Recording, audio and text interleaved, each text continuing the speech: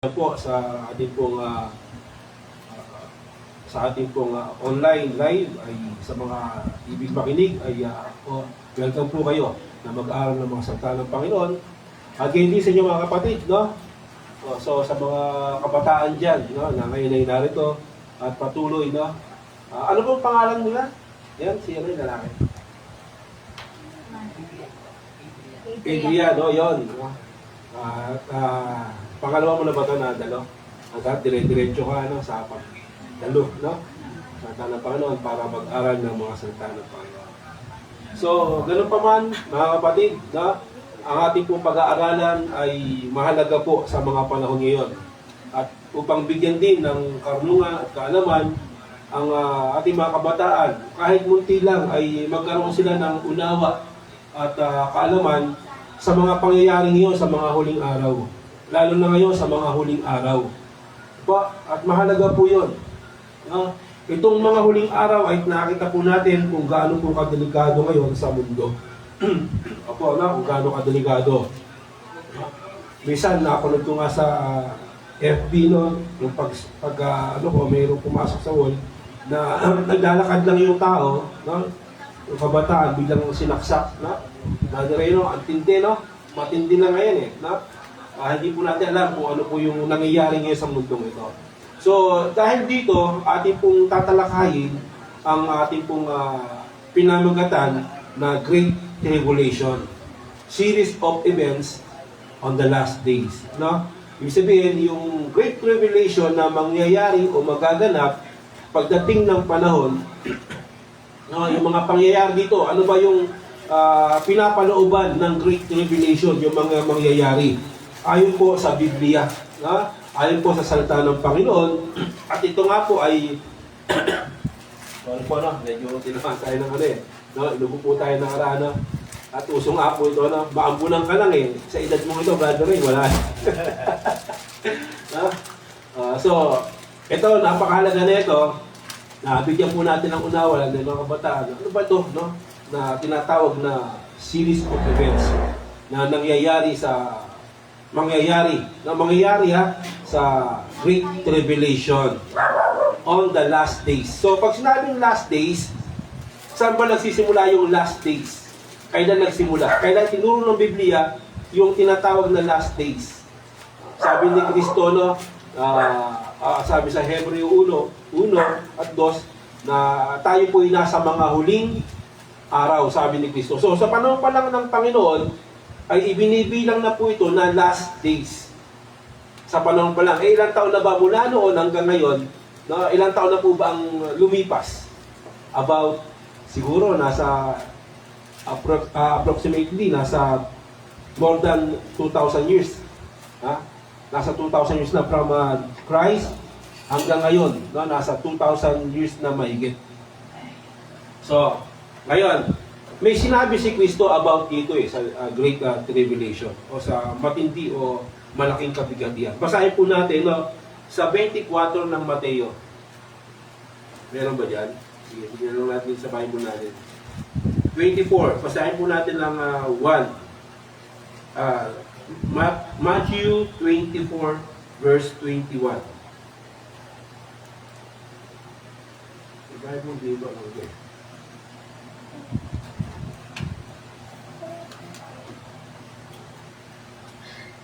Nandiyan po ba?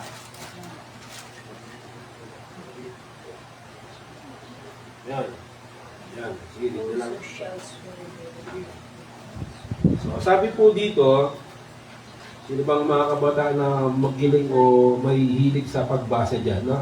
Na magamit po natin sa pag-aaral ng salita ng Panginoon. So, 21. Kahit mga babae, pwede mo magbasa So, sabi dito, sapagkat kung magkagayoy magkakaroon ng malaking kapighatian. So, ang Panginoong Jesucristo na po ang nagsalita nito, no? Kung magkagayoy ng wika ay magkakaroon ng malaking kapighatian. Tandaan po natin, no? Babasa po tayo ng literal na salita tulad ng ginagawa ni Kristo upang mailagay yung ating kaisipan na dito pa lang sa sinabi ni Kristo bilang literal, hindi po siya hindi po siya tinatawag na tulad ng sinulat ni Juan na prophetic, no, language.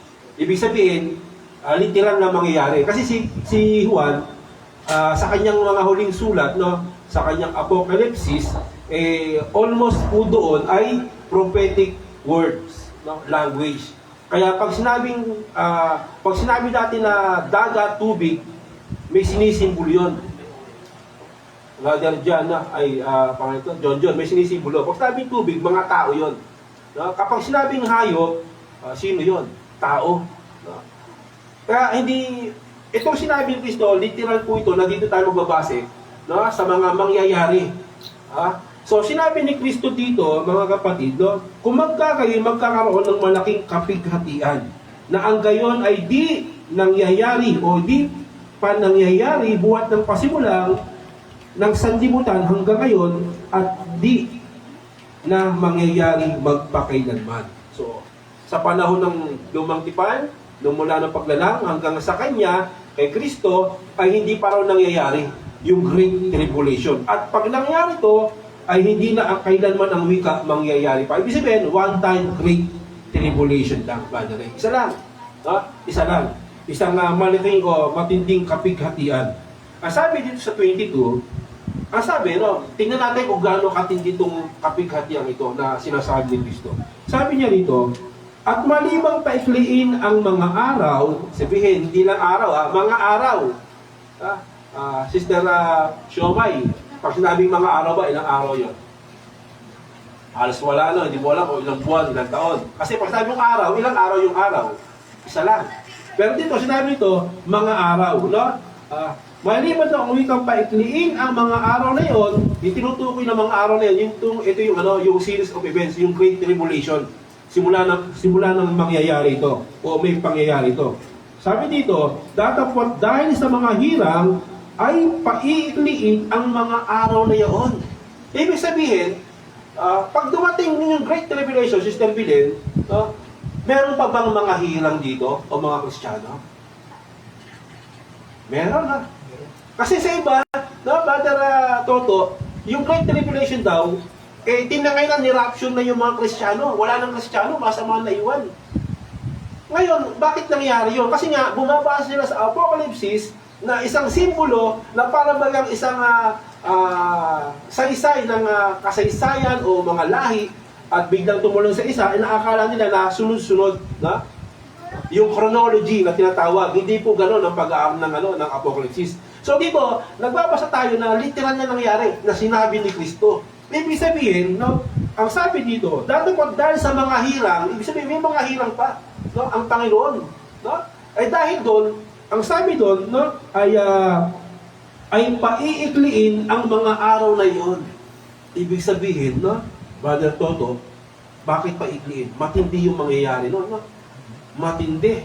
Sino kayo makakatagal nito? Kaya pinag-uusapan natin dito, bro, ano ba yung mga mangyayari dito sa series of events na Great Tribulation? So, sasaysay natin kung meron pa tayong mga panahon o oras para maunawaan po natin yung kahulugan, no, na sinasabi ni Kristo. So, meron pa. No? Huwag tayo maniniwala na, tinangay na, no, na rapture na, according sa 1 Thessalonians na 4:17-13, kung di ako nagkakamali, na ni-rapture na raw. Yung salitang rapture kasi, no, tinatawag po ito na raptura, ibig sabihin masinding kaligayahan. So, binanggit nila, ginamit nila yung raptura o rapture dahil sa pagdagit. Pero yung usually nagamit talaga rito sa Greek ay yung pagdagit. Pero ngayon, yung mga new Christians ngayon, no, na ginagawa na po nila itong rapture, ibig sabihin masinding kaligayahan, matinding kasiyahan. Kasi nga, sa mga huling araw, sabi doon, mga bunyi kayo, mga gala kayo. Para pag ni-rapture ka, yun daw yung rapture, no? Na parang kinot. Pero ang salitang ito, caught up, isipin, dinagit ka. Sino ba nakakalam dito ng magaling dumagit na ibon? Agila, no? Sister, no? Agila. So pag kinot ka nun, dinagit ka, kinuha ka. At yung pangyayari sinabi ni Pablo nun, na yung lahat daw mabubuhay. Ibig sabihin, pag dumating si Kristo, may mga buhay pa.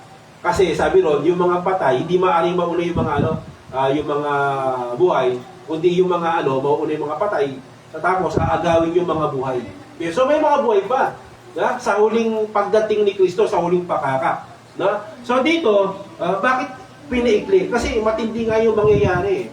Dahil ang wika sa mga hirang. Amen? Dahil sa mga hirang. Kahit sa lumang tipan pa lang, nagtanong nga si Abraham, di ba? Nung ginunaw niya yung Gomora Sodoma, yung concern niya, Lord, kung meron pong 50 banal doon, yung hirang, yun yung hirang gugunawin mo ba yung Gomora Sodoma? Sabi ng Panginoon, hindi ko gugunawin. Dahil sa 50 banal. Hanggang umabot sa 10, hindi ko gugunawin. Ang problema, Brother Toto, umabot ba ng 10? Hindi. Ilan lang? Si Lot, asawa niya, yung 2 anak niya. Ibig sabihin, dahil sa mga hirang, tulad nito, merong pagkakataon na sinasabi ng Panginoon, dahil sa mga hirang, paiikliin ko. Bakit paiikliin? Kasi maaari yung mga hirang, maaari pang makuha, madaya pa. Kaya paiikliin ko dahil sa mga hirang. Dahil sa mga hirang, kasi biri mo naman, yung pangyayaring ito, kakaiba. Sabi ko hindi na mangyayari pa kahit kailanman. Pag nangyari ito, matindi, no? Kaya alamin natin, ano ba Brad yung matinding yan na mangyayari, no? So dito, sa 23, sabi nito, kung magkagayon, no? Kung may magsabi sa inyong sino man na narito ang Kristo o nariyan, huwag ninyong paniwalaan. So, pagdating yung ng Great Revelation, no, may magsasabi na ang wika na narito ang Kristo. Ibig sabihin, darating yung Antichrist. Ito po yung tinatawag na Antichrist. Huwag niyong paniwalaan. Pag dumating yung Great Revelation, pupunta na rito yung Antichrist.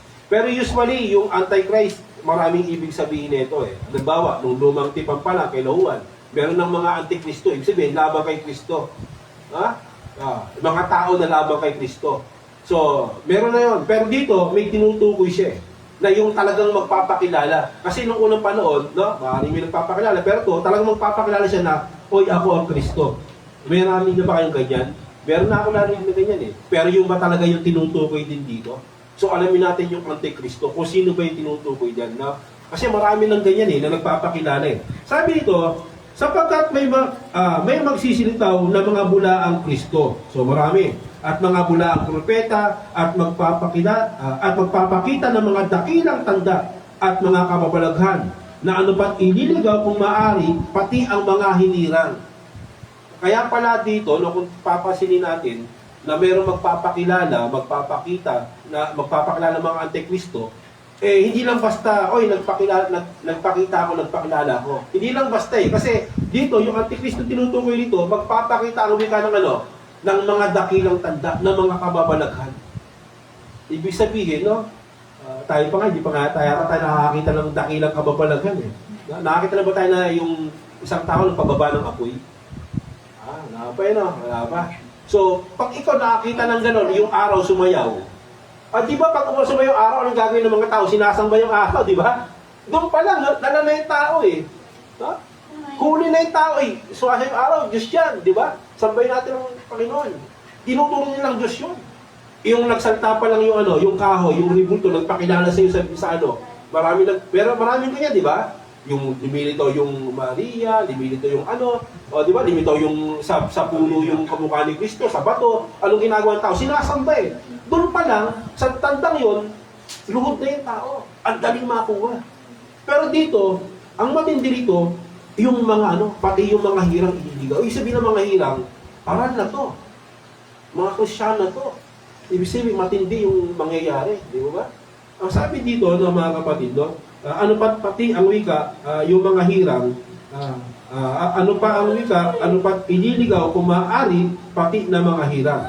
Narito, sabi nito, ipinagpapauna ko ang nagsabihin sa inyo.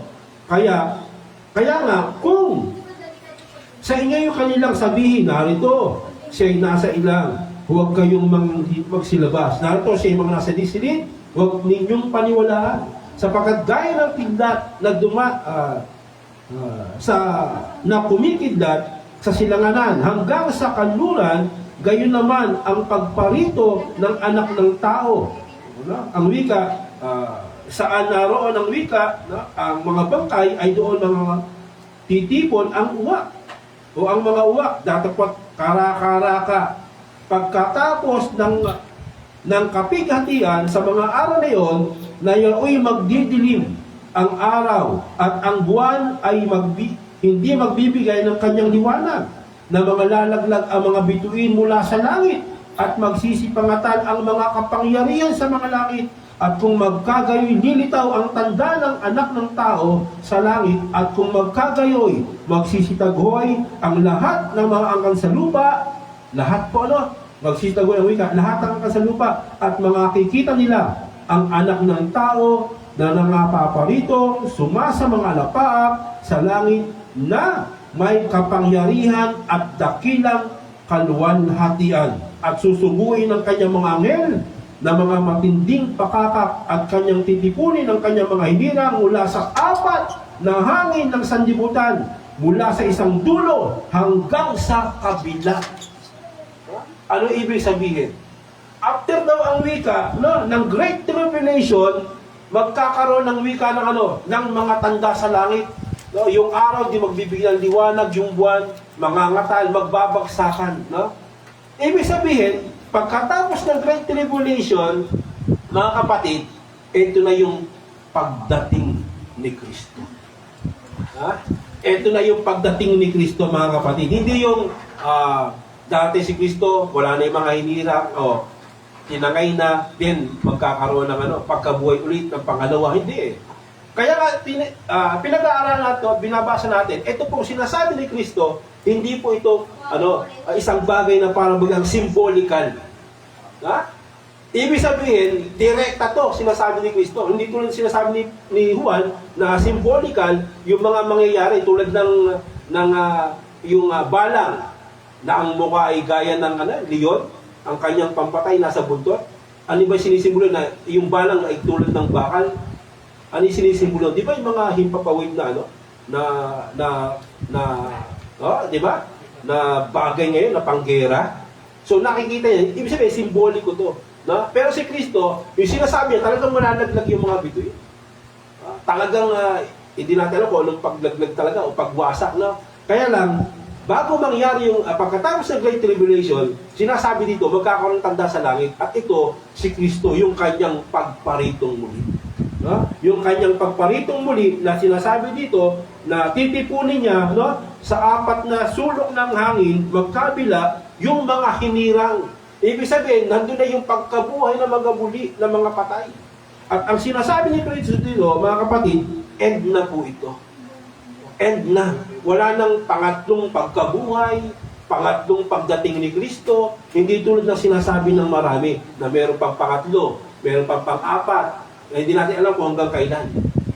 Walang sinasabing gano'n si Kristo. Nalito lang ang tao dahil sa binasa niya ng Apocalypse, yung mga symbolic words o language doon, ginawa nilang literal. Ginawa nilang literal. Ngayon, tingnan po natin mga kapatid, puntahan natin ito, yung isa sa mga series of events na mangyayari. Tulad po dito sa Apocalypse, basahin po natin. Sa 6:1, patuloy. Punta na po tayo sa Apocalypse. Unahin po natin, ulitin po natin na itong Apocalypse, ulit ay ano ito? Ito po yung mga simbolong mga bagay, ng mga salita na merong mga literal na kahulugan o may bagay na pangyayari. So, ang sabi dito mga kapatid, sa 1 po tayo. At nakita ko, ang wika, nang buksan ng kordero ang isa sa 7 tatak. At narinig ko sa isa't isa, 4 na nilalang na buhay na nagsasatlang gaya ng tulog ng pulog. Halika. At tumingin ako at narito ang isang kabayong maputi. Na yung nakasakay dito ay may isang guso o na isang, ang wika, at binigyan siya ng isang putong na siya yumayaong nagtatagumpay at upang magtagumpay. So, isang putong, isang korona, na isang kabayong maputi. Ano ba yung sinisimbolo ulit ng maputi? Diba? Para bagang malinis, or mapayapa. Pero ang tinutukoy dito, kabaliktaran po ito. Itong tinutukoy dito, kung ating pong uunawain maigi, itong kabayong puting ito, tinutukoy po ito na na mga antikristo o antichrist. Siya yung magtatagumpay ang wika. No? Kasi puti eh, di ba? Sinisimbolo yan ng ano eh, ng puti, kapayapaan, isipin natin na kalinisan o naman. Pero tinutukoy dito mga kapatid, hindi po yung para baga nakabasa lang tayo ng puti eh. Okay na, yan tunay, hindi. Ito po yung mga salot, no? Na ibig sabihin, ito po yung tinutukoy dito ay Antichrist. Yan po yun, na para bagang may isa siyang busog o pala, no? Na para bagang sinisimbolo ng pagtatagumpay o kapangyarihan. Kaya sabi dito, no? At siya yung maong nagtatagumpay at upang magtagumpay. Ibig sabihin, ang kanyang pagtatagumpay dito, yung mga Kristiyano at yung mga tao. No? Pagtatagumpay ito, yung mga tao ito eh. Na mga, lalo na yung mga madadaya. Kasi unang-una, no? Kapag sinabing puti, tulad ng binasa natin, sabi ni Kristo, ay parang nito yung Antichrist. Na ano? Ang wika na mayroong nagagawa ng mga dakilang tanda. Ng makapangyarihang tawag dito, bagay na ikahanga ng tao. Tulad din ang wika ng Antikristo, pag meron siyang dakilang tanda, magtatagumpay siya sa tao. Bakit? Sapagkat marami siyang madadayang tao. So ito yung puting kabayo, sinisimbolo po ito ng Antichrist. Isa sa mangyayari ngayon, at sinabi ni Kristo, darating yung Antikristo. Ngayon, yung Antikristo na ito, no?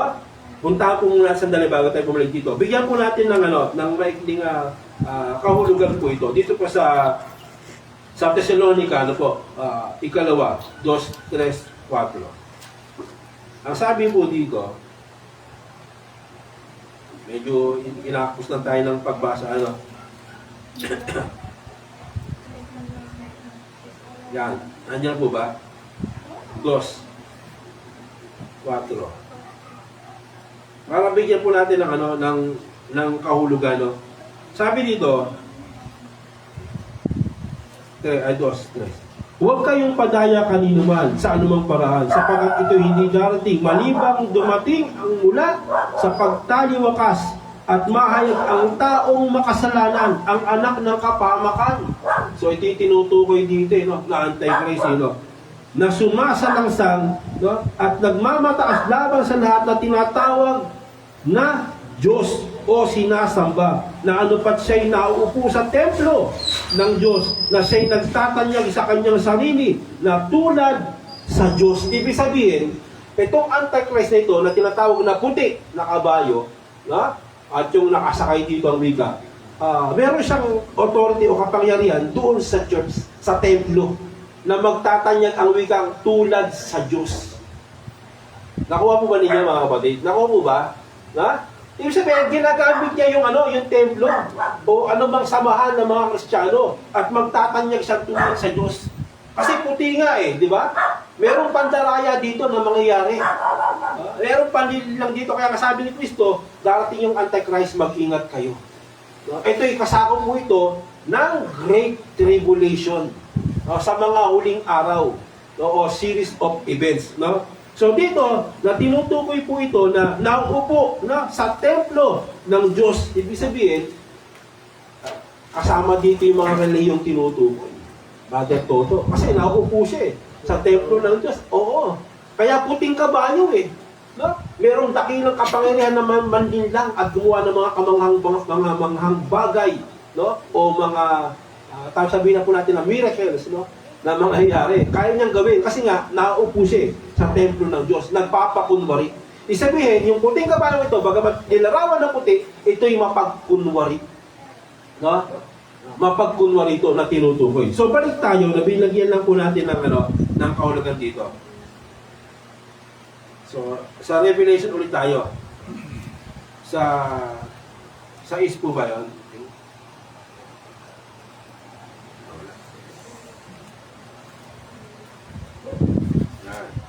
So, next po tayo, Nasaan ba dito yung yung messenger? Ito. Kasi nasa messenger tayo. Yan.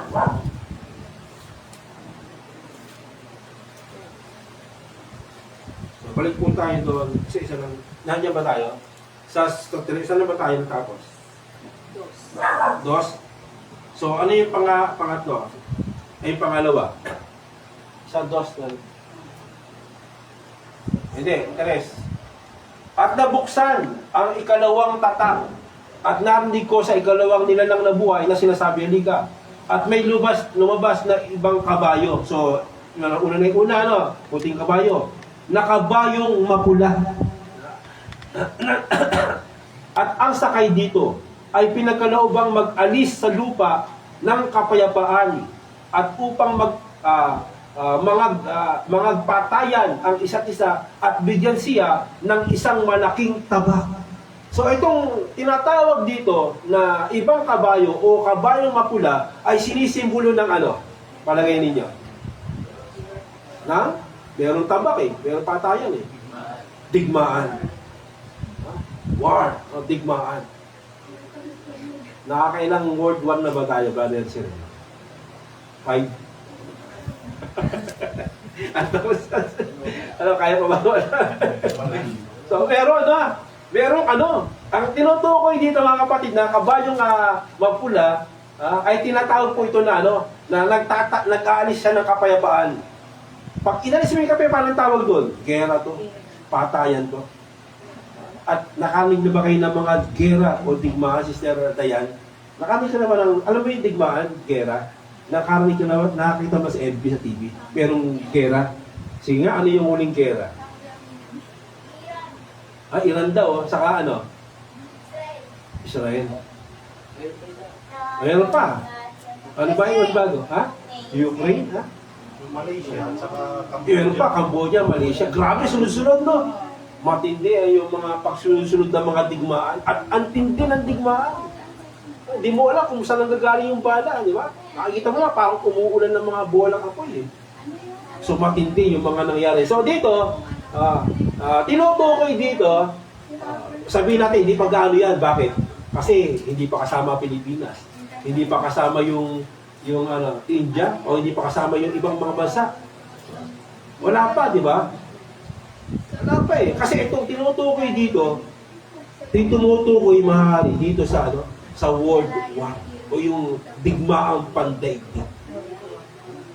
Wala pa, di ba? Hindi pa Pero yung sinasabi Kristo na makakamit kayo ng mga digmaan, eto na yon. Sa mga huling araw, sakop yun. Pero hindi tinutukoy dito yung series of events ng Great Tribulation. Wala pa kasi iba nagpapalitan pa ng mga kalakal. Di ba tayo? Nandito pa nga tayo Pag nakaranas na tayo walang pagbubulong, walang makabibili, huwag kayong bibili, wala kayong tatak, patay na tayo niya. Wala pa So, darating pa ito, yung matinding kapigatian. Pero sinasensay natin dito, ito po yung digmaan o talaga namang patayan na po ito na mangyayari sa buong sanlibutan. So, ito yung tinatawag na kabayong pink. Pula. Pula daw. Wala bang pink? Kabayong pula. So, ang sabi dito naman sa 5, at nang nabuksan na ang ikatlong tatak, ay narinig ko sa ikatlong nilalang na bagay na sinagsasabi, halika, at tumingin ako. At narito ang isang kabayong maitim, at yung nakasakay dito ay may timbangan sa kanyang kamay. At narinig ko ang gaya ng isang tinig sa gitna ng 4 nilang na buhay na nagsabi, sa isang denaryo, isang takal na trigo, o isang denaryo ng 3 takal na sibada, at huwag mong ipahamak ang langis at alak. Ano naman ang tinutukoy dito, mga kapatid? Ano ang tinutukoy naman dito? Ito naman ang tinutukoy na na ekonomiya o pangkalaan.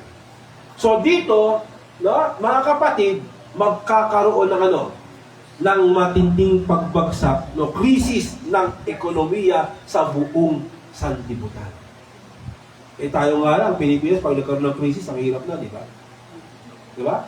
Talagang makikita mo, walang trabaho rito, walang dito, buong sanlibutan. Talagang yung pangyayaring ito, mga kapatid, ito po tinutukoy na magkakaroon ng pagbagsak talaga. Biro mo, pagkatapos ng gera mo, ewan ko lang kung umahong pa yung ekonomiya mo. Mukhang matindi na kasi yung pangyayari. Biri mo, dati okay lang eh. Yung digmaan dati, pana-pana lang eh. Tirador lang, di ba? Tabak lang eh. Eh ngayon, isang pindot lang. Maaring lumusaw ng isang bansa. Di ba? Kaya nga nagdidigmaan sila dahil nga sa ano eh. Yung Amerika, no? Nagkahalukay siya na kung sino yung merong pandigmang ano yan? Tinatawag na ano? Nuclear, no? No? Na panggera na pwedeng pumuksa ng isang bansa o bayan, nalusaw ito. Eh, meron nang nangyari, di ba, nung World War II, yung Japan, di ba? Binomba sila ng ano? Di ba, halos lusaw sila. So, kapag nangyari to, yung mga digmaan ito, isang pindot lang, kahit saan tumama yan. No? Isang bomba lang, isang nuclear lang. Yari tayo yan. So, mangyayari to, darating na yung ano, yung pagbagsak ng ekonomiya. No? Pagbulusok na ito. No, yung crisis dito. No? Yung pag dumating nga itong crisis na ito no? Talagang mahirap na tayo makabili. Yung mahihirapan ka nang makaaw sa crisis ng ekonomiya, tapos darating pa yung Antichrist na magkakaroon ng tatakan. Patay lalo, di ba? So, alamin natin kung ano yun. So, dito tuloy tayo. At nabuksan ang ika-apat at narinig ko ang tinig na ika-apat nila na buhay na nagsasabi, "Halika." At tumingin ako at narito isang kabayong maputla. At ang nakasakay dito ay may pangalang kamatayan. Oh, sabi niya, sino yun? Yung may hawak na karet? Ayan, di ba? May hawak na karet daw ito. Yung nakaitim na sa may karet. No? Ayan. Ang tawag dito, no? Ang kanyang pangalan ay kamatayan. Bakit kamatayan? At ang Hades ay sumusunod sa kanya. Pag sinabing Hades kasi mga kapatid, no? Ito'y tumutukoy po ito, no? Sa kamatayan. No? Yung mga patay, o yung mga nalibing, o yung mga dako ng patay. Kaya may kapangyarihan ito sa kamatayan. So dito, ang sabi dito, nasa na ba tayo? Ika-apat.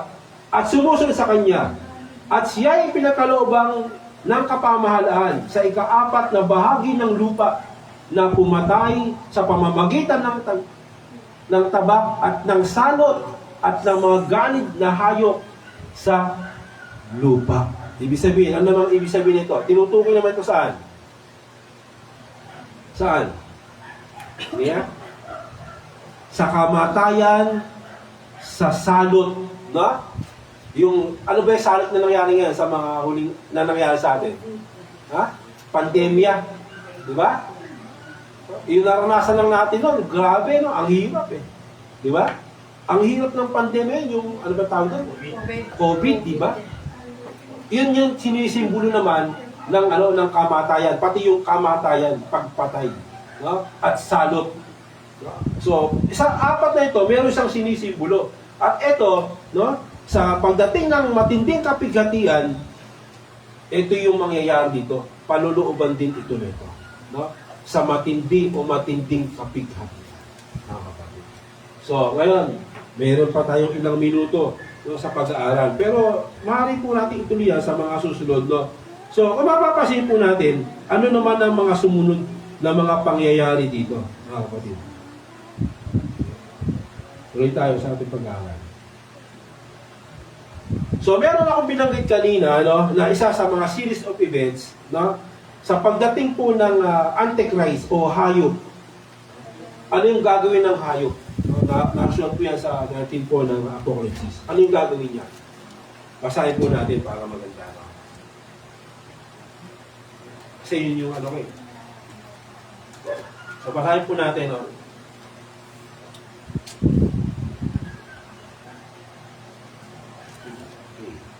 Dito po sa Apocalypse po tayo.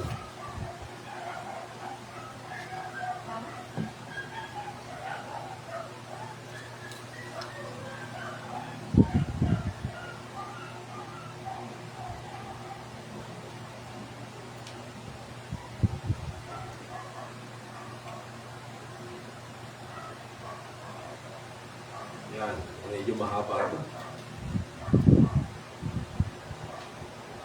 Sa 30, nasan yan? Okay, sa 1. So, yan. Sige, ito yung mga huling talata po natin. Sunod, continuous na lang po tayo, no? Kasi may kanya-kanyang panahon at kapanahon, ano po. So, sabi dito, At siya'y tumayo sa buhanginan ng dagat. At nakita ko ang isang hayop na umaahog sa dagat. Ito, ulitin natin yung hayop, no? Ito ba yung hayop talaga na makikita mong hayop na mayroong 4 na paa, may sungay? Hindi, no? Kaya nga ito kasi, yung tinutukoy kasi dito, mga kapatid, hindi tulad na sinasabi ni Cristo, na nabubuhay siya, talagang direkta. Pag sinabing Antichrist, tao yun. Diba? Ito, tinutukoy, pag sinabing Antichrist dito, tinutukoy na hayop. Anong klaseng hayop? Pero tao ito. Ha? Kaya nga, kung papasahin natin para bagang magkaiba o para magka-contradiction, kasi may tinutukoy dito na mga nabuhay na, then after ng 20, sa talatang 20, may bubuhay ulit. Ilang pagkabuhay? Parang ang dami. Di ba? So, at sabi dito, no? Sabi ito, at nakita ko ang isang hayop na umaahon sa dagat na mayroong 10 sungay at 7 ulo. At ang wika, sa kanilang mga sungay, sino ba? Sabi ito, sa kanilang mga sungay,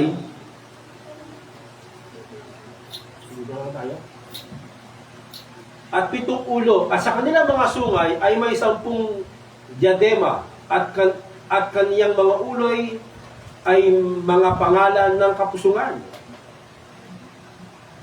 At ang hayop na aking nakita ay katulad ng isang leopardo, at ang kanyang mga paa ay gaya ng sa oso, at ang kanyang bibig ay gaya ng sa bibig ng leon. At ibinigay sa kanya ng dragon ang kanyang kapangyarihan at ang kanyang luklukan at dakilang kapamahalan. So may tinutukoy na dragon na nagbigay. Sige nga, sino yung dragon na ito? Diablo. Mga kamata, alam ba kung sino yung dragon? Ang dragon po lang. Sino? Di ba? Yung Satanas, no? Siya yung tinutukoy. Ibig sabihin, meron siyang kapangyarihan, yung hayop, at yung kapangyarihan niya galing kanino? Sa hayop. Ay, sa dragon. No? Kay Satanas. Ibig sabihin, talaga nandun yung matinding pagkilos ngayon nito ng Satanas o kaaway. No? Kumbaga, doble kayo to. No? Baderay. So, sabi dito, no? So, pag idinrawing mo ito, parang ang lalabas, diyon, may ang paa niya, oso, no? At yung bibig niya, gaya ng leon, parang ang hirap na, unawain kung anong hayop to. Sabihin, pinagsama-sama yung mga beast, no? Yung matitindi, no? Yung sabihin, yung mga, ano ba tawag doon? Sa mga ganitong wild, no? Na mga hayop, no? Na pumapaslang. Sabi nito, at nakita ko ang isang sa kanyang mga ulo na waring sinugatan ng ikamamatay, at ang kanyang sugat na ikamamatay ay gumaling, at ang buong lupay ng ginalas sa hayop. So dito may hindi ng pag-aaral dito, no? So, ito about history na po ito, pero hindi natin tatalakayin muna, no? At siya nagsisamba. At sila nagsisamba sa dragon sapagkat ibinigay niya ang kanyang kapamahalaan sa hayop, at nagsisamba sa hayop na nagsasabi, sino ang kagaya ng hayop at sinong makababaka sa kanya. Biro mo, meron ng sugat na ikamamatay yung hayop, pero nabuhay pa. No? Sino yung katulad nito ang wika? Isipin, bumangon pa. Ha? Bumangon pa. No? So, para pag ginawa natin literal, para bagang nabuhay pa. So, ano to? Zombie? Hindi, no? Merong historical background dito kung sino yung tinutukoy dito. Kaya nga malaman natin dito sa mga uling talata. At binigyan siya ng isang bibig na nagsasalta ng malaking bagay at kapusunan. At binigyan siya ng kapahamalaan upang magpatuloy sa 42 buwan. Meron pong mga panahon dito, no? Sabihin, binigyan siya ng bibig, no, para pumusong. Kaya nga, nung binasa natin yung 2 Thessalonians 2, 3, 4, meron siyang kapusungan laban sa Diyos. Binigyan siya ng kapamahalan, eh. Pinupusong niya yung Diyos. No? Pinupusong niya, namumusong siya sa Diyos. At binigyan siya ng isang bibig, no? Na nagsasalita ng malaking bagay at ang mga kapusungan, at binigyan siya ng kapamahalaan upang magpatuloy na may 42 buwan. Ilan ba yun? 42 buwan. Ilang taon yun? 2 years. Ha? 2 years. 2 years na. At binigyan siya, hindi. Hindi. 4 na to eh. 24. 3 years yan, ano? 3.5 years. Kulang-kulang apat. 44. Hindi, 12 sa isang taon eh. Kaya kulang-kulang po. 3.5 years. Makulang-kulang 42 buwan. 3.5 years. 3.5 na. Tama yung hula. Tama yung hula. At binuka niya ang kanyang bibig sa mga kapasungan ng laban sa Diyos. O, di nyo, laban sa Diyos yung kapasungan eh. Di ba? Sa templo, tatayo siya, nagtatandyang siyang tulad sa Diyos. Diba? Namumusong sa Diyos. Sabi nun, ito yung Antikristo, yung hayop. Sino ibig sabihin, sino kayo makagawa ng tao? No? Sino kayo may kapangyarihan nun? No? Nagawa na ito. So ito, upang pusungin ang kanyang pangalan at ang kanyang tabernakulo. Diba? Yung templo niya, nandun yung tabernakulo eh. Gayun din naman, ang mga nananahan sa langit at ipinagkalooban sa kanya na makipagbaka sa mga banal at pagtatagumpayan sila. Kaya nga sabi nun, di ba, yung puti, di ba? Yung Antichrist, na binigyan siya ng tagumpay at pagtatagumpayan sila. No? So, magtatagumpay siya talaga sa mga banal ng wika, no? No? Sabi ito, at binigyan siya ng kapamahalan sa bawat angkan at bayan at wika. Ibig sabihin, buo na to. No? At ang lahat na nanganaan sa lupa ay magsisisamba sa kanya na ang kanyang pangalan ay hindi nasusulat sa aklat ng buhay ng kordero, no? Na pinatay buhat ng itatag ang sanlibutan. So sino ito? No? Ang wika sa baba ulit. No? Sabi dito, no, na at ang lahat na nasa lupa ay magsisisamba sa kanya. Matindi to, no? Ibig sabihin, no, yun yung kanyang kapamahalaan, yung authority niya. Lahat ng ang wikang ng tao na nasa lupa, magsisisamba sa kanya. Yung mga banal naman, pupuksain niya. No? Tatalunin niya. Sabi nung sa talata, di ba? Pagtatagumpayin yung mga banal. So, itong mga ito, nasasamba sa kanya, no? Malamang, sabi ni Kristo, di ba? Pati ang kanyang mga hirang, kaya pinaikli, no? Maaring madaya. Kaya mag-ingat po tayo, maging matatag po tayo, ano, mga kapatid, no? Kasi matinding pakikipagbaka to. Matindi po ito. No? Sabi rito, kung magkagayon ay may pakinig, ay makinig. Kung ang sino man sa pagkabihag, no, ay sa pagkabihag para siya. Kung ang sino man ay pagpatay sa tabak, ay dapat siyang mamatay sa tabak. Narito ang pagtitega at ang pananampalataya ng mga banal. Ito, meron siyang meron siyang tawag doon, yung pagpapatibay sa mga banal. Hikayat, no? Yung pagpapatibay sa kanila, sa kanilang pananampalataya. No? Ito yung sinaysay ni Juan. Sabi ito, at nakita ko ang isang hayop na umaaw sa lupa at may dalawang sungay na katulad ng isang kordero. At siya'y nagsasalitang gaya ng dragon. Kasi binigay sa kanya yung kapamahalan, di ba? Ng dragon. At kanyang isasagawa ang buong kapamahalan ng unang hayop na kanyang paningin. At pinasasamba niya ang lahat ng lupa na nanahan dito sa unang hayop, no? Na gumaling ang sugat sa ikamamatay. At siya'y gumagawa ng dakilang tanda na anupat nagpapababa ng kahit apoy taas mula sa langit hanggang sa lupa sa paningin ng mga tao. Kaya nga sabi ko sa inyo kanina, no? Meron ba nakagawa nito, no? Na nagpababa si Sister Maris, no? Ng apoy mula sa langit hanggang sa lupa. Meron akong kilala nito sa Lumang Tipan, si Elias, di ba? Nung nanalangin siya, di ba? Nagpababa ang Diyos ng apoy, di ba? At sinunog to. Ibig sabihin, yung kapangyarihan nito, tulad sa mga propeta, matindi talaga yung kapangyarihan nito. Di ba? Kasi pag sinabing gano'n, siya'y puting koldero o siya'y puting kabayo na nakasakay dito, no? Gaya ng kaliwanagan o parang kapayapaan, no? Sa aral, tapos magpapakita pa ng dakilang tanda, sino bang hindi madadala nito? No? Sinong hindi madadaya nito? Kaya sabi ni Kristo, mag-ingat kayo. Pag dumating yan, huwag niyong paniwalaan. Kasi pagdating ni Kristo, ano na? Pag dumating si Kristo, kung nakatanda niyo, ano na sis? Pagdating ni Kristo, ano na? Ha? Sige nga, ano? Paghuhukom na. Hindi yung pagdating ni Kristo, Antikristo, dadaan pa ilang taon. Hindi. Tandaan natin, pagdating ni Kristo, end of the world na.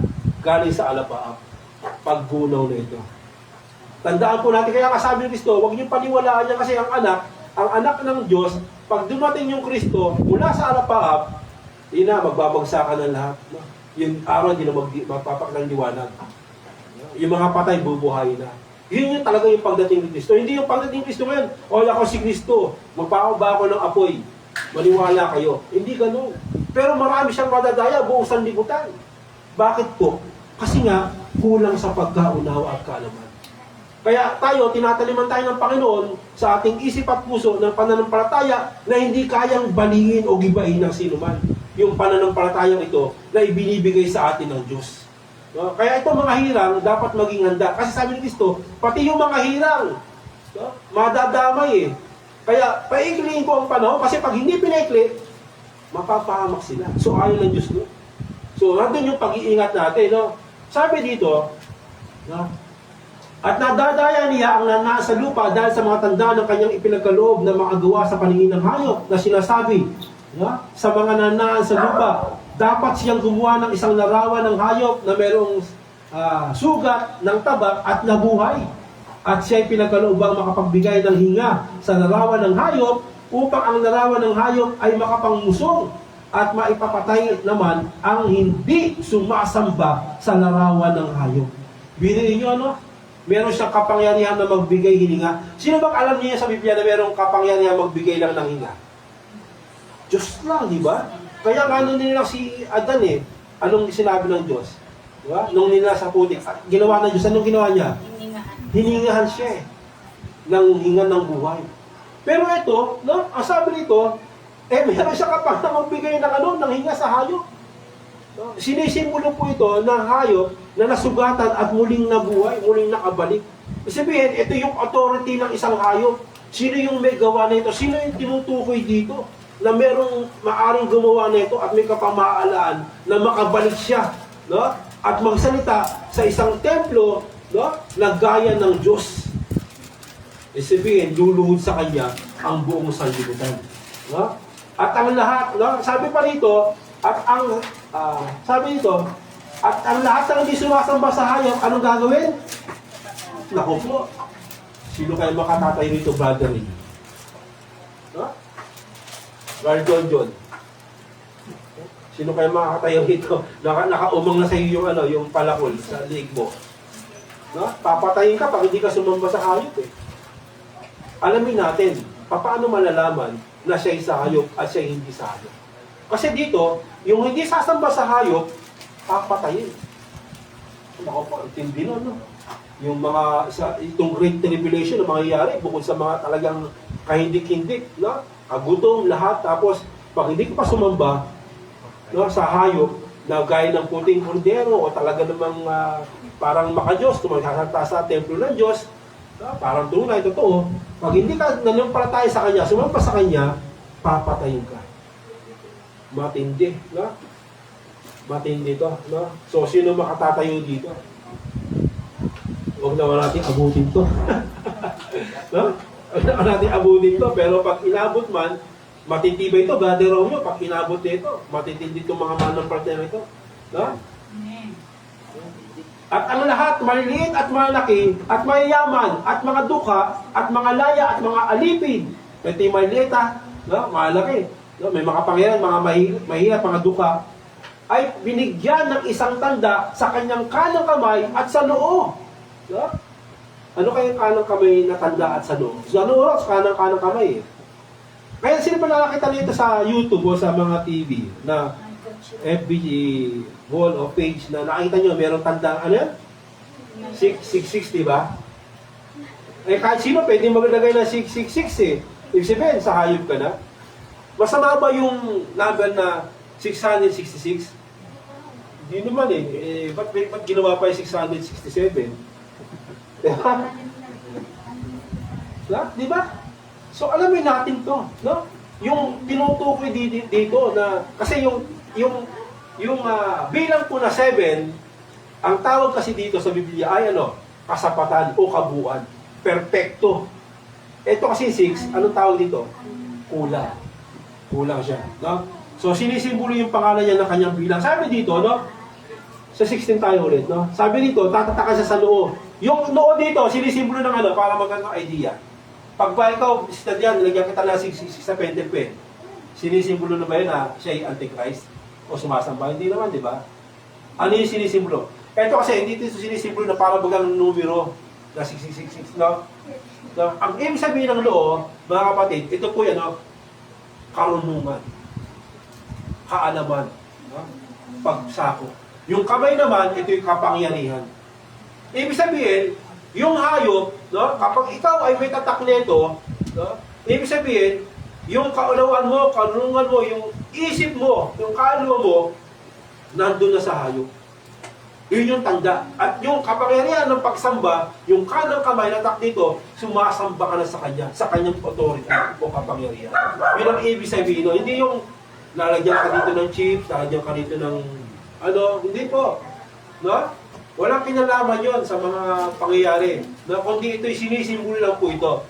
So dito, no? Kaya nga kung sabi ko pag hindi sumamba sa hayop, ano nga gawin? Papatayin Ibig sabihin, paano malalaman na meron akong 666 dito? Tatatutaan mo ako? Hindi po. Ibig sabihin, ang tanda nito, kapag hindi ka lumuhod sa hayop, ibig sabihin, wala kang tata. Wala kang tanda dito na may sulat, hindi. Pagsuko kasi ito Di ba? Ano ba, nandiyan yung hayop, dumaan, lahat ng yukuan, nakatayo ka lang. Ay, ano ka, Boy Scout? Di ba? Sumamba ka. Ay, hindi. Ibig sabihin, kahit wala kang tatak dito na pen o tato, yung mga ito, wala rin, yung mga lumuhod, wala rin, ibig sabihin, wala kang tatak, hindi mo ako mapapasamba. Hindi mo ako kayang pasambahin. Kaya lang, anong kabayaran? Sister na Maris. Kamatayan. Yun ang ibig sabihin na wala kang tatak, hindi ka sumasamba. Hindi sinusuko yung kapangyarihan, authority mo, doon sa hayop. No? Kaya nga magtatago ka talaga dyan. Kung maaari magbundo ka, pumunta ka ng bundok, magtanim ka ng di ba? Ng kamote, magbuhay ka. Bakit? Ba't natin sinabi? Kasi nga, antin din ang pag-uusig nito. Di ba? Sabi dito, at ang wika, at nang huwag makabili o makapagbili, ano ba yung makabili at makapagbili? Huwag kang makabili, saka yung makapagbenta, no? Di ba? May tindahan ka. Hindi ka makapagbenta. Di ba? Bakit? Sabi nito, kundi siyang mayroong tanda sa makatiwid ay ang pangalan ng hayop o bilang ng kanyang pangalan. So, merong hayop dito, alam niya yung bilang ng kanyang pangalan at tanda niya. Sabi nito, hindi ka makakabili. So, sakop ito ng Great Tribulation. Pagbilan, siguro mangyayari dito, merong larawan dito, bago ka bibili, luluhod ka muna, diba? Sasamba ka muna, bago ka pagbilan, nakita ka lang nagbebenta. Kasi nagbibili at nagbebenta sa hayop to, may tatak to. Ayos yan, kay Lord tayo diba? Hindi alam kung sino Lord yun. No? Bebenta ka. Pero pag pumunta ka, hindi mo ginawa yung pagsamba, meron tayong patungkulan Sumamba ka muna sa Diyos natin. Ilang lumikha na makapangyarihan sa lahat. Kasi may karunungan kaya nga napapasamba yung lahat ng tao. Kasi, diri mo, sabihin mo lang, hayop ako. Meron bang ganon? So, si Satanas ako, sumamba ka. Walang ganon. Paano mo mapasamba, di ba? Kaya may karunungan Di ba? Gagamitin niya yung templo, makadiyos to. Di ba? Kordero to, kumbaga maputing kabayo to. Pero siya karunungan. Kaya pag ikaw aanga-anga sa salita ng Diyos, sasamba ka. Bakit? Kasi sa Diyos naman to Pero hindi pala. So, paano natin malaman? Pag gumana, sumamba ka. O pag bibenta kita, ito, anong kailangan mo? Suka, toyo. Saka paminta. Mag-aadobo ka. Mag-aadobo ka ng tubig. Bakit? Walang pang sahog Ang hirap na ng buhay Diba? Ano ang adobo mo? Yung bawang na sa kasibuyas. O sino nakatitin mo? Sarap doon. Yung adobo yung bawang sa kasibuyas. Yung sauce doon. Pasahog manok. Walang pera Diba? So, hindi ka sakop ito, minsan diba? Minsan, ikaw ba sis nakakabili ka sa tindahan? Hindi ka nakakabili ngayon? Mamaya, bibili ka may pera ka wala pera ka, hindi nakakabili. So, nakakabili ka, dala, di ba, bibili? Pag dumating to, kahit gaano ka kayaman, Kristiyano ka, hindi ka makakabili. Hindi ka makakabili. Mahirap sa panong ito. So, dito, sabi ito, ang bilang ng kanyang pangalan, ang wika, sa matawid, ang pangalan ng hayop o bilang ng kanyang pangalan, dito ay may karunungan. At ang may kaunawaan ay bilangin ang bilang ng hayop sapagkat siyang bilang ng isang tao at ang kanyang bilang ay 600 at 69. Ibig sabihin, itong bilang ito na kanyang pangalan ay sinong nagmamay-ari nito? Yung tao. Hindi mga tao. Ibig sabihin, ano yung kahulugan ng bilang? Ng kanyang pangalan, paano bibilangin? Ibig sabihin, may karunungan ng wika eh. May kaalaman. Bilangin mo. Ibig sabihin ito mga kapatid, nagsasalta sa templo. Pag nagsalta ka sa templo ng Diyos, mayroon kang authority. Yung kanyang pangalan, mayroong authority o bilang ito. Mga kapatid. Pero kasi kung masabi mo, o namatay na yung may pangalan niya na, hindi, meron ulit bago. Ang pangina na kayo, 17 na kami, andito kami, tuloy-tuloy kami, hindi. Ang tinutukoy dito, yung bilang ng kanyang pangalan, 666, ay ito po'y autoridad o authority na maaaring magpasamba sa mga tao no, sa pangalan ng ni Satanas. So, ito medyo putulin natin dito. No? Maaari kung sa loob ng Panginoon, ituloy po natin sa ibang pagkakataon. Ating live na lang tayo, FB. Pero dito, no, ang ibig sabihin mga kapatid, puntahan natin yung Roma sa uling talata, 8:35-39. Para magkaroon tayo ng tibay, no, namnamin po natin yung salita ng Panginoon. Pag dumating man ang bagay na ito, tandaan natin, meron tayong Meron tayong, basahin natin kung meron tayo, kung ano meron tayo. Romans 8:35-39. Tingnan natin kung anong meron tayo para tumibay po tayo. At hindi tayo madala ng kung ano-ano. No? Sabi dito, 8:30, Romans 8:35-39. Sabi dito mga kapatid, Sino ang hahatol? Si Kristo Jesus na namatay. Oo, yaong nabuhay na maguli sa mga patay, na siyang nasa kanan ng Diyos, na siya namang namamagitan dahil sa atin, no, sa mga hinirang, sa mga banal. Sino ang maghihiwalay sa atin sa pag-ibig ni Kristo? Sinong meron nito? Sinong meron nito? Sinong merong Kristo? Ako meron sa salta. Sinong merong Kristo na merong pag-ibig ni Kristo? Meron ba tayo mga kapatid? Purihin po natin ang Panginoon. Ngayon, kung meron tayo ni Kristo, hindi na kasalta, kundi sa puso sa pag-ibig, tumibay tayo. Bakit? Ang sabi dito, mga kapatid, ang sabi dito, sino maghihiwalay sa atin sa pag-ibig ni Kristo? Ang kapighatian ba? Yung bang tribulation ba? Yung kapighatian? No? O ang kahapisan? O ang pag-uusig? O ang kagutom? O ang kahubaran? O ang panganib? O ang tabak? Yung kamatayan? Yan ba? Yung great tribulation ba? O, ang bagay sa kamatayan? Gaya na nasusulat, dahil sa inyo kami pinapatay sa buong araw. Kami ay nabilang na parang mga tupa sa patayan. Hindi, kundi sa lahat ng mga bagay na ito'y tayo'y higit pa sa mapagtagumpay sa pamamagitan niya o sa atin na imibig. Sapagkat ako'y naniniwalang lubos na kahit ang kamatayan man, kahit ang buhay, kahit ang mga anghel, kahit ang mga pamuluan, kahit ang mga bagay na sa kasalukuyan, kahit ang mga bagay na dating, kahit ang mga kapangyarihan, kahit ang kataasan, kahit ang kababaan, kahit ang alinmang bagay na nilang o ibang nilang, hindi makapaghiwalay sa atin sa pag-ibig ng Diyos na kay Kristo Jesus na Panginoon natin. Salamat sa Panginoon.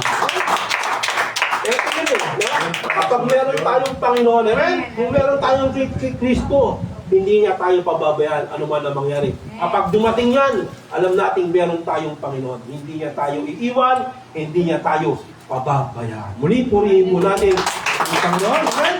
Nasalmak sa pangalan ni Jesus. Salamat sa Panginoon. So, sa pagpapatuloy natin po ang ating kapatid, Brother Romeo.